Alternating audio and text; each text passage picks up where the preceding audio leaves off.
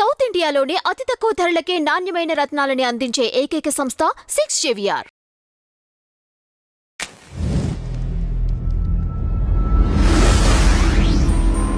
నమస్కారం నాగార్జున గారు. నమస్తే అంజీ గారు. జీవీ రెడ్డి గారి రాజీనామా తర్వాత రేపు జరగబోయే ఎమ్మెల్సీ ఎలక్షన్ ఆలపాటి రాజేంద్ర ప్రసాద్ గారి పైన ప్రభావం చూపే అవకాశం ఉంటుందంటారా? అంటే నాకైతే అంత ప్రభావం కనిపిస్తుందని నేను అనుకోవట్లేదండి. ఎందుకంటే ఒక సంఘటన జరిగినంత మాత్రాన దశాబ్దాలుగా పార్టీని అభిమానిస్తూ వస్తున్నటువంటి, ఒక రకంగా చెప్పాలంటే మిగతా కార్యకర్తల కంటే కూడా తెలుగుదేశం కార్యకర్తలు అనేటువంటి వాళ్ళు ట్రైన్డ్ సోల్జర్స్ లాంటి వాళ్ళు. ఎందుకంటే అది మరి ఏ క్షణాన రామారావు గారు ఆ పార్టీ పెట్టారు, తర్వాత చంద్రబాబు నాయుడు గారు తీసుకున్న తర్వాత సంస్థాగతంగా నిర్మించినటువంటి పద్ధతిని బట్టి సో జరిగినటువంటి ఆ డిసిప్లిన్ కలిగినటువంటి కార్యకర్తలు, దాంట్లో ఎలాంటి అనుమానం లేదు. కానీ అధికారం వచ్చిన తర్వాత పెద్ద ఎత్తున వాళ్ళు ఊహించింది ఒకటి, ప్రభుత్వం నడుస్తున్నటువంటి పద్ధతి ఒక విధానంలో వెళ్తోంది. ఆ విషయంలో కొంచెం అసంతృప్తిగా ఉన్నటువంటి మాట వాస్తవమే. అసంతృప్తి అంటే ఏంటి? వాళ్ళ సొంత క్యాండిడేట్ని ఓడించుకునే స్థాయిలో అసంతృప్తి ఉందని నేను అనుకోవట్లేదు. అందరి మీద చర్యలు ఎందుకు తీసుకోలేదు? పేర్ని నాని దగ్గర నుంచి, కొడాలి నాని దగ్గర నుంచి మిగతా వాళ్ళందరూ బయట ఎందుకు తిరుగుతున్నారు? రోజా ఇంకా మాట్లాడుతూ నోరు బారేసుకుంటూ అంబటి రాంబాబు బయట ఎందుకు తిరుగుతున్నారు? వీళ్ళందరినీ కఠినంగా ఇప్పుడు ఆ అడవి దొంగని తెలిసినా కూడా పెద్దిరెడ్డి రామచంద్రారెడ్డి ఇంకా బయట ఎందుకున్నాడు? ఇలాంటి అసంతృప్తులే కానీ క్యాడరు మనకి పెట్టిన అభ్యర్థికి వ్యతిరేకంగా అవతల వాడికి ఓటేసే అంత వ్యతిరేకత ఉందని నేను అనుకోవట్లేదు. ఒకవేళ బూత్లోకి వెళ్ళేదాకా వేద్దాం అనుకున్నా కానీ అక్కడికి వెళ్ళినాక ఆటోమేటిక్గా చేయి ఇటే పడుతుంది, దాంట్లో మనం. ఓకే. అయితే జీవీ రెడ్డి గారి ఇంపాక్ట్ ఎంత ఉంది అనేది కనుక మనం కొంచెం క్రిటికల్గా ఎగ్జామిన్ చేస్తే, అంటే ఏమన్నా, ఎందుకంటే కరెక్ట్గా ఇదే టైంకి చేయటం అనేటువంటిది అనేది కూడా అది. సో 3 రోజులుగా జరిగినటువంటి పరిణామాలు, ఇది 3వ రోజు అనుకుంటాను జీవీ రెడ్డి గారు రాజీనామా చేశాడు అనగానే ఉవ్వెత్తున అసలు చంద్రబాబు నాయుడు గారి మీద విమర్శలతో ఇరగదీసు పడిపోయారు హార్డ్ కోర్ తెలుగుదేశం కార్యకర్తలు, నాయకులు అన్నటువంటి వాళ్ళు. ఈయన ఇనుమును నానబెడతాడు, నిర్ణయాలు తీసుకోడు, అయినోళ్ళని బలి చేస్తాడు, ఇలా రకరకాలుగా చేశారు.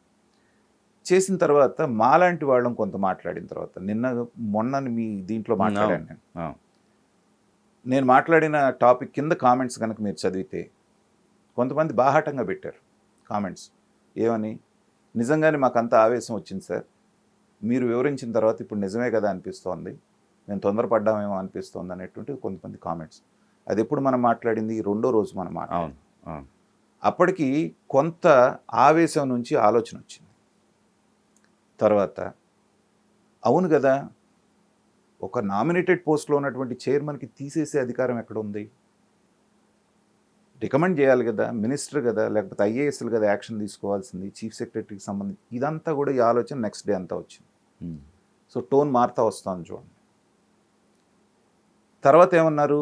నిజమే, అదే జీవీ రెడ్డిని పిలిచి చంద్రబాబు నాయుడు గారు మందలించకుండా చెప్పుంటే బాగుండేది అనేటువంటిది టోన్ అక్కడ మారింది. అంటే న్యూట్రల్ అవుతూ వస్తున్నారు. ఓకే.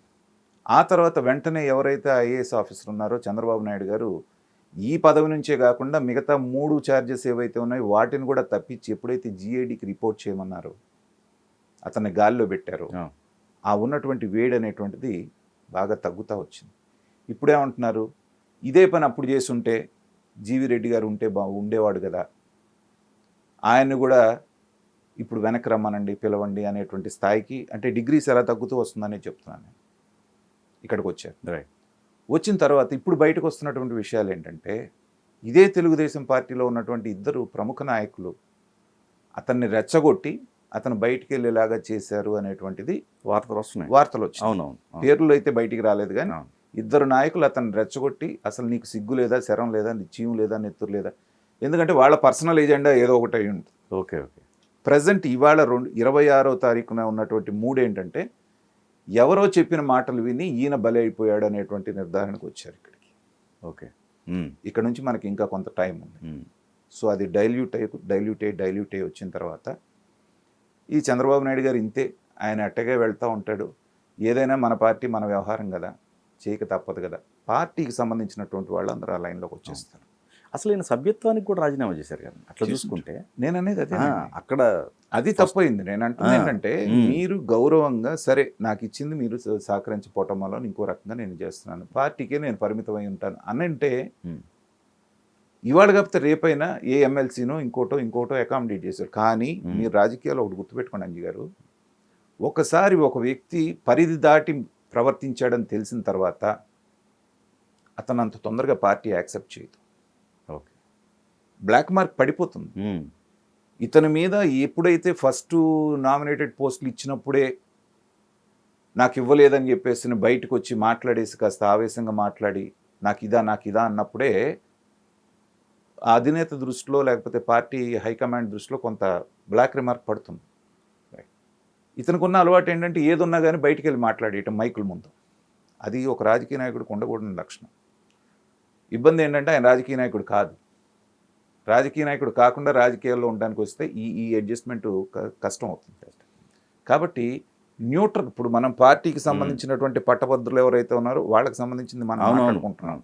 మిగతా వాళ్ళందరూ ఓట్లు వేసేవాళ్ళు ఏంటంటే ఈ ఒక్క సంఘటన వాళ్ళనేమి మిగతా ఓటర్లని ప్రభావితం చేయదుగా. వాళ్ళకి ఇవాళ చంద్రబాబు నాయుడు గారా జగన్మోహన్ రెడ్డి గారా అంటే కాదు ఇది జరిగింది కాబట్టి జగన్మోహన్ రెడ్డి గారికి వేద్దామని ఎవరిని వేస్తాడా? అలా ఏమి ఉండదు, బట్ ఉండదు కదా. రైట్. అదేంటంటే అది కూడా సర్క్యులేట్ అవుతుంది, ఈ చేసే వాళ్ళు చేసుకుంటూనే వెళ్తున్నారు. ఎవరు చేస్తారు మరి? అవతల ఉండి ఇండైరెక్ట్ గా అక్కడ ఉన్న టీచర్స్ అభ్యర్థికి ఆయన మద్దతు ఇస్తున్నారు కదా అవతల నుంచి. రైట్. సో వాళ్ళు దాన్ని మాక్సిమం ఇది చేసుకోవడానికి ప్రయత్నం చేస్తారు. కరెక్ట్. కానీ హార్డ్ కోర్ తెలుగుదేశం కార్యకర్తని ఎవరికి కూడా, ఆ మాటకు వస్తే హార్డ్ కోర్ వైసీపీ కార్యకర్త అయినా సరే జగన్మోహన్ రెడ్డి గారు ఒక పొరపాటు నిర్ణయం తీసుకున్నారని వాళ్ళు తీసుకోకపోయినా ఇవాళ చంద్రబాబు నాయుడు గారు పొరపాటు నిర్ణయం తీసుకున్నారని వీళ్ళు ఎలా అయితే అనుకుంటున్నారు, అది నిజమైన కాకపోయినా అలా వాళ్ళు అనుకున్నా కూడా ఏంటంటే అక్కడికి వెళ్ళేటప్పటికి ఆటోమేటిక్గా చెయ్యి అటే వెళ్ళిపోతుంది. ఓకే.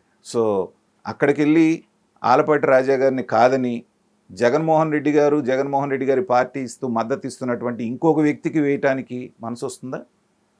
అవును. బాధ ఉంటే అసలు వెళ్లకుండానే ఉంటారు ఓటింగ్. రైట్. అవును. మనం దీన్ని కొంచెం క్రిటికల్గా ఎగ్జామిన్ చేస్తాం. రాజకీయంగా నచ్చలేదు, తెలుగుదేశానికి మనస్తాపానికి గురై వేయకూడదు అనుకుంటే ఇంటో అన్న కూర్చుంటాడు కానీ వేయకుండా పోయి అవతలవాడికి జగన్మోహన్ రెడ్డి గారు సపోర్ట్ చేసే వాళ్ళకి వేస్తారా? ఓకే. సో రాజకీయం ఇలా ఉంటుంది కాబట్టి ఇదంతా కూడా నా దృష్టిలో నేను డే 1 చెప్పాను, టూ కప్పులో తుఫాన్ లాగా. రాబోయే రోజుల్లో ఖచ్చితంగా దాని ఫ్యాక్ట్స్ బయటకు వస్తాయి. బయటకు వచ్చిన తర్వాత ఆటోమేటిక్గా డైల్యూట్ అవుతుంది అన్నాను. ఇప్పుడు అదే జరుగుతుంది. ఎలాంటి ఇంపాక్ట్ ఉంటుందని నేనైతే అనుకోవట్లేదు.